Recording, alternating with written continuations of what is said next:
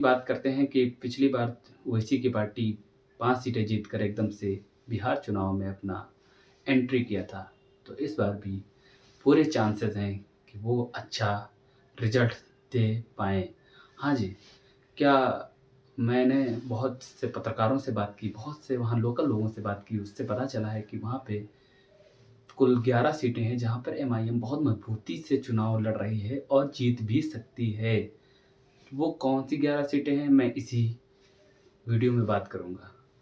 वो number 1 seat जहाँ से खुद वहाँ के प्रदेश अध्यक्ष अख्तरुल ईमान साहब आमोर विधानसभा से चुनाव लड़ रहे हैं और वो प्रेजेंट टाइम विधायक हैं और पिछली बार लमसम 50,000 वोटों से वहाँ से जीते थे। तो इस बार भी संभावना उनकी सबसे ज़्यादा है और वो आसानी से सीट निकालते हुए नज़र आ रहे हैं।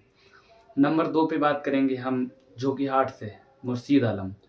मुर्शीद आलम वही सीट है जहाँ पर अब्दुल्ला सालिम चतुर्वेदी साहब चुनाव लड़ना चाहते थे, लेकिन वहाँ पे अख्तरुल ईमान साहब ने मुर्शीद आलम को टिकट दिया। वहाँ पे 2 भाइयों की बहुत ज़्यादा लड़ाई सुनने में आ रही है कि शहनवाज आलम और सरफराज आलम, उनके बीच में बहुत टक्कर की लड़ाई है। लेकिन वहाँ के लोकल लोग बताते हैं कि यहाँ पे एमआईएम उन दोनों के बीच की लड़ाई का फ़ायदा उठाएगी और वहाँ से सीट निकाल कर ले जाएगी। नंबर 3 पर बात करेंगे हम बहादुरगंज विधानसभा से। बहादुरगंज विधानसभा बहुत ही मजबूती से एमआईएम चुनाव लड़ रही है। वहाँ पे कैंडिडेट वहाँ के एमआईएम के कैंडिडेट हैं मिस्टर तौसीफ आलम जी, वो बहुत अच्छा चुनाव लड़ रहे हैं और उनके जीतने की संभावनाएँ बहुत हैं। वहाँ पर भी एमआईएम का विधायक बन सकता है। नंबर 4 पर है ठाकुरगंज विधानसभा। ठाकुरगंज विधानसभा में गुलाम हसनैन साहब चुनाव लड़ रहे हैं और वहाँ पर भी मजबूती से एमआईएम चुनाव लड़ सकती है, वहाँ से भी एमआईएम का विधायक बन सकता है। नंबर 5 विधानसभा है किशनगंज।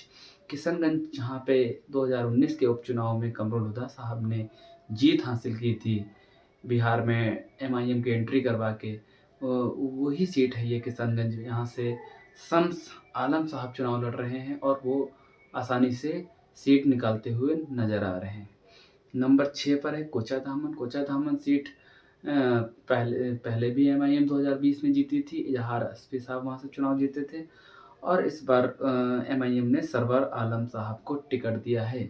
सरवर आलम साहब को इजहार एसपी ने अपना समर्थन दे दिया है, इस वजह से वो सीट एमआईएम के खाते में जाती हुई नज़र आ रही है। नंबर 7 पर है नंबर 7 पर है कस्बा विधानसभा। कस्बा विधानसभा जो ज़्यादा हाईलाइट नहीं है, लेकिन वो सीट सुनने में आ रहा है कि बहुत मजबूती से वहाँ के शहनवाज आलम जो कैंडिडेट हैं वो जीतते हुए नज़र आ रहे हैं। और नंबर 8 पर है बायसी विधानसभा। बायसी विधानसभा वही है जो 2020 में एमआईएम ने विधायक यहाँ से जीती थी। बायसी विधानसभा से उनके कैंडिडेट जो सैयद रुकनुद्दीन साहब थे, वो जीत के दूसरी पार्टी में चले गए थे। लेकिन इस बार बायसी विधानसभा से गुलाम सरवर साहब को टिकट दिया गया है।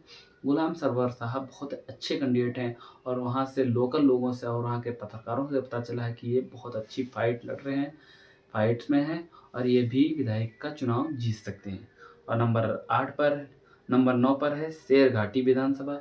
शेरघाटी विधानसभा से शाह अली खान चुनाव लड़ रहे हैं जो